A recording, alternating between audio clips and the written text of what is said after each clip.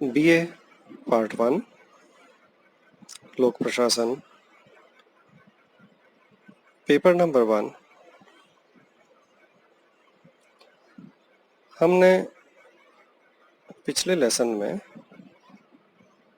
चर्चा आरंभ करी थी पोस्ट कॉर्ब दृष्टिकोण की। हम समझ रहे थे कि लोक प्रशासन का क्षेत्र कैसा होता है। तो लोक प्रशासन का क्षेत्र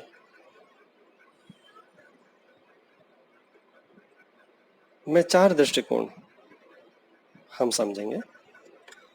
पहला दृष्टिकोण हमने समझा व्यापक दृष्टिकोण, जिसमें व्यवस्थापिका, कार्यपालिका एवं न्यायपालिका के कार्य सभी सम्मिलित हैं।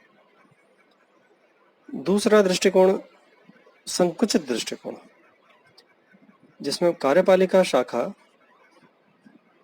से संबंधित कार्य ही सम्मिलित किए जाते हैं। तीसरा दृष्टिकोण हम लेके आए पोस्ट कॉर्ब दृष्टिकोण।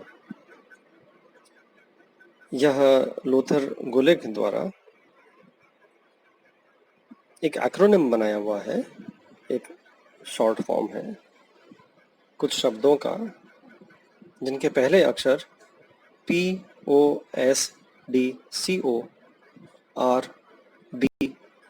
होते हैं। इनको समझते हुए हमने देखा कि P होता है योजना बनाना, यानी किसी संगठन या सरकार के लोक प्रशासन के किसी उद्देश्यों को तय करना, पहले क्या कार्य किए जाने हैं, कैसे पूर्ति होगी उनकी, क्या रीतियां अपनाई जाएंगी, उद्देश्य स्थापित किए जाते हैं। प्लानिंग होने के बाद में नेक्स्ट स्टेप आता है ऑर्गेनाइजिंग का। ऑर्गेनाइजिंग में संगठन बनाना में जो आपने योजना बनाई है उसको मूर्त रूप देने के लिए एक प्रशासकीय ढांचा, उसका एक स्वरूप तैयार किया जाएगा। उसमें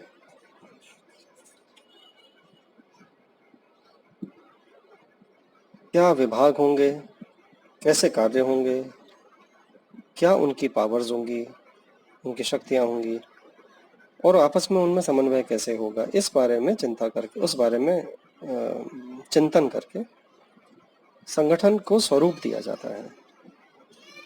तो यह हो गया ऑर्गेनाइजिंग, ओ फॉर ऑर्गेनाइजिंग, संगठन बनाना।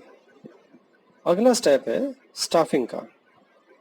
स्टाफिंग के अंदर मैंने आपको समझाया था कि कार्मिकों की व्यवस्था करना होता है, जिसमें कि उनकी योग्यता कैसी चाहिए, हमें किसी पद पे कैसा व्यक्ति चाहिए, उसकी क्या योग्यता होगी, कहाँ मिलेगा, हम उस तक कैसे पहुँचेंगे, उसको अपने तक लाएंगे, वो कैसे मोटिवेट भी होगा हमारे लिए काम करने के लिए, वो मोटिवेट भी हो, हम उसे क्या देंगे, वो हमसे क्या अपेक्षा रखता है, हम उससे क्या अपेक्षा रखते हैं, इसका निर्धारण। फिर उनका चयन, नियुक्ति, और फिर उनको लगाना। तीसरा हमने बताया आपको डायरेक्टिंग। डायरेक्टिंग में था कि जब आपने कर्मचारी लगा दिए हैं तो अब आप उनको निर्देशन देंगे। निर्देशन में है कि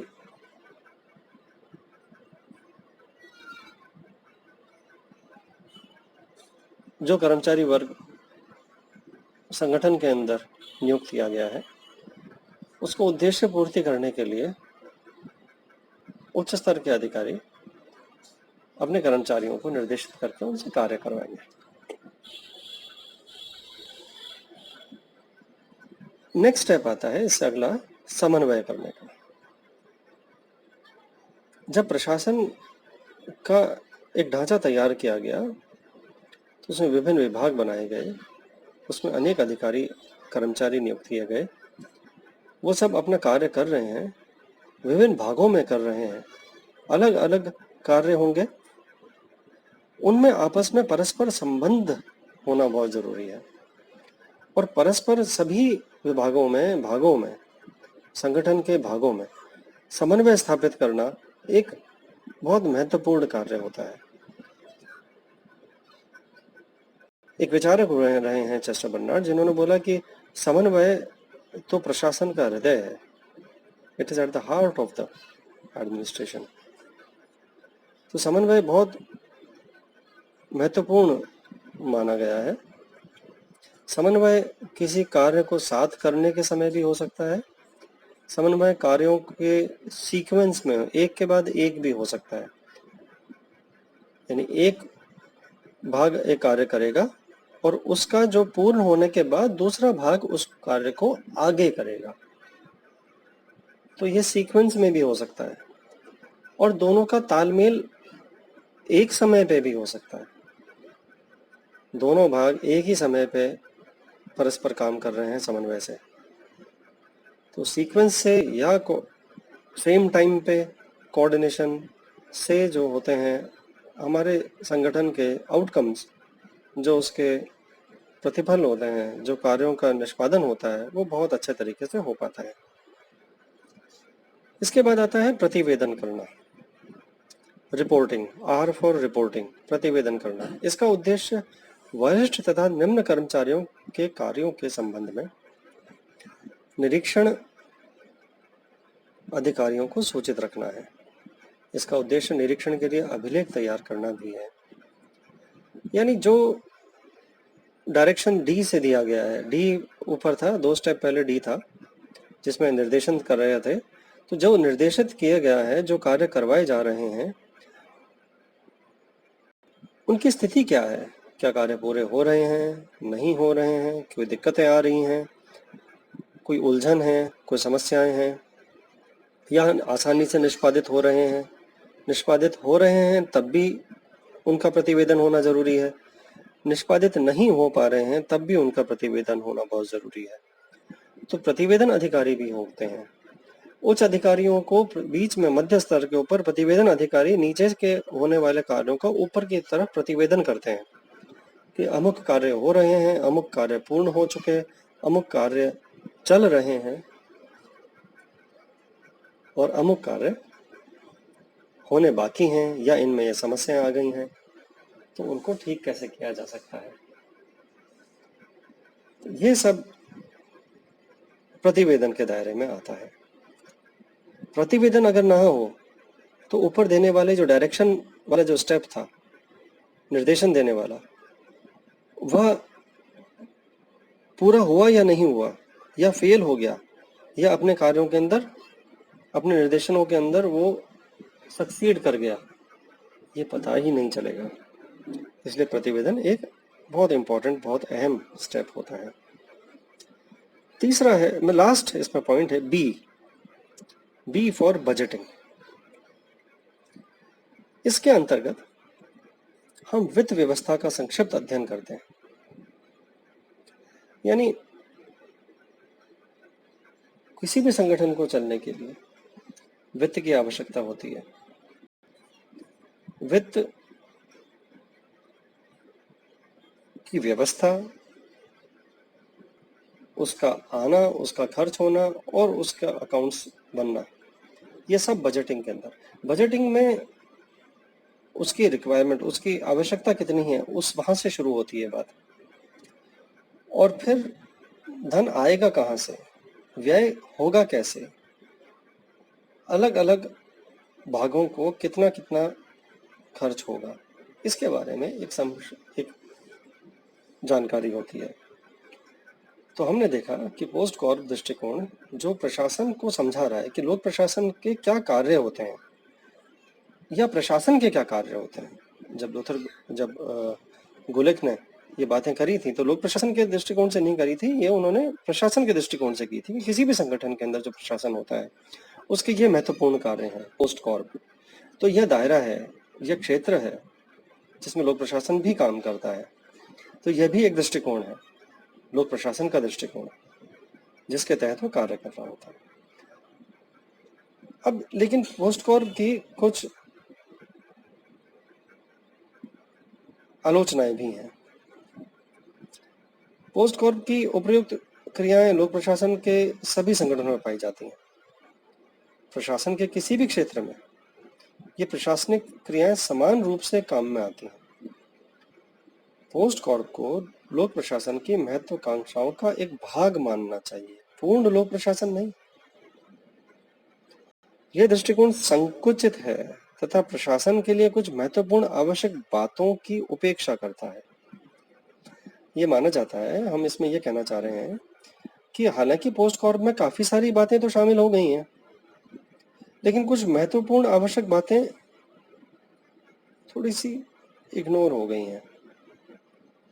तो यह प्रशासनिक क्रियाओं में शामिल तो हो रहा है, प्रशासनिक क्रियाएं शामिल तो हो रही हैं, लेकिन बहुत सी ऐसी हैं जो ये मतलब कंप्लीट लोक प्रशासन नहीं है। ये लोक प्रशासन का कंप्लीट दायरा नहीं है, पूर्ण लोक प्रशासन नहीं है, ये उसका एक भाग है पोस्ट कॉर्प। लेविस मरियम कहते हैं कि यह सिद्धांत अत्यंत स्वेच्छाचारी है, काल्पनिक और संकुचित है, जिसमें प्रशासन के वास्तविक तत्वों को कोई स्थान नहीं दिया गया है। इस सूत्र में, ये जो सूत्र है पोस्ट कॉर्प का, इसमें पाठ्य विषय के ज्ञान के तत्व को गौण माना गया है। अधिक स्पष्ट करते हुए उन्होंने लिखा कि कैंची के दो फलकों के समान लोक प्रशासन दो फलकों वाला औजार है। इस औजार का एक फलक है पोस्ट कॉर्प के अंतर्गत आने वाले क्षेत्रों का ज्ञान, जिसमें यह तकनीक लागू की जाती है। उस औजार को प्रभावी बनाने के लिए आवश्यक है कि उसके दोनों ही फलक ठीक हों। गुलिक का यह विचार स्वयं को तकनीकों तक सीमित कर और विषय ज्ञान की उपेक्षा कर अपने को अधूरा बना देता है। किसी भी अभिकरण के प्रभावपूर्ण प्रशासन के लिए विषय वस्तु का ज्ञान प्राप्त करना आवश्यक है। इनका मानना यह है कि केवल इतनी सी बात करना, पोस्ट कॉर्प जितनी बात करना पूरा नहीं होगा। उस ज्ञान को पूरा करके प्रभावपूर्ण प्रशासन चला पाना उस पक्ष का दूसरा पहलू है। केवल पोस्ट कॉर्प करके ही प्रशासन अपना काम कर पाएगा, उसमें पूरी कार्यकुशलता होगी, ऐसा मानना एक मिथ है। पोस्ट कॉर्प विचार पर दूसरा आक्षेप यह है कि इसमें मानवीय तत्व की अपेक्षा की गई है। देखिए, जब पोस्ट कॉर्प डेवलप हुआ, ये जब सिद्धांत ये जब बातें चल रही थी, उस समय लोक प्रशासन के सिद्धांतों को तैयार किया जा रहा था, उनको पहचानने की कोशिश की जा रही थी। ये शुरुआती दौर थे लोक प्रशासन के क्लासिकल अप्रोच के टाइम के। हम इसकी अभी अगले ही कुछ लेसन्स में चर्चा करेंगे कि वह क्या बातें थीं, जिनके बाद में फिर मूल्यों की बात करी जाने लगी, मानव संबंधों की बात करी जाने लगी। तो इसमें यह आलोचना आती है कि मानवीय तत्व की अपेक्षा की गई है। लोक प्रशासन के अंतर्गत कार्यरत व्यक्तियों की मनोदशाएं, आदतें, चरित्र, स्वास्थ्य, उनके पारस्परिक संबंधों तथा महत्वाकांक्षाओं आदि का भी प्रभाव संगठन पर पड़ता है, जबकि इस विचारधारा में मानवीय संबंधों को कोई स्थान नहीं दिया गया है। हॉर्थॉर्न प्रयोग जो बाद में किए गए, हॉर्थॉर्न प्रयोग जो एल्टन मयो वगैरह, हम आगे बात करेंगे रोथिसबर्गर की, हम कुछ ही दिनों में उन चर्चाओं पे आएंगे। तो उनमें मानवीय संबंधों और मूल्यों की बात की गई। तो एक आलोचना यह भी इसमें आती है, इस पोस्ट कॉर्प दृष्टिकोण में, कि इसमें मानवीय तत्व का अभाव है।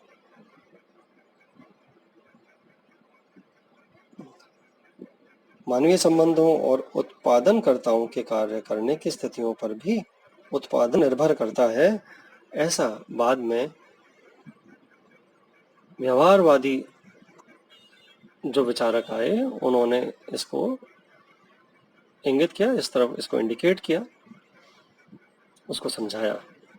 तो हम मानते हैं कि ये जो सिद्धांत डेवलप हुए थे उस समय, उसके अंदर मानवीय दृष्टिकोण का अभाव रहा है। तो यह दृष्टिकोण पोस्ट कॉर्प दृष्टिकोण था। अगला दृष्टिकोण हम अगले लेसन के अंदर पढ़ेंगे, लोक कल्याणकारी दृष्टिकोण, लोक प्रशासन का जो क्षेत्र है उसमें लोक कल्याणकारी दृष्टिकोण क्या चीज है उसको समझेंगे अगले लेसन में। धन्यवाद।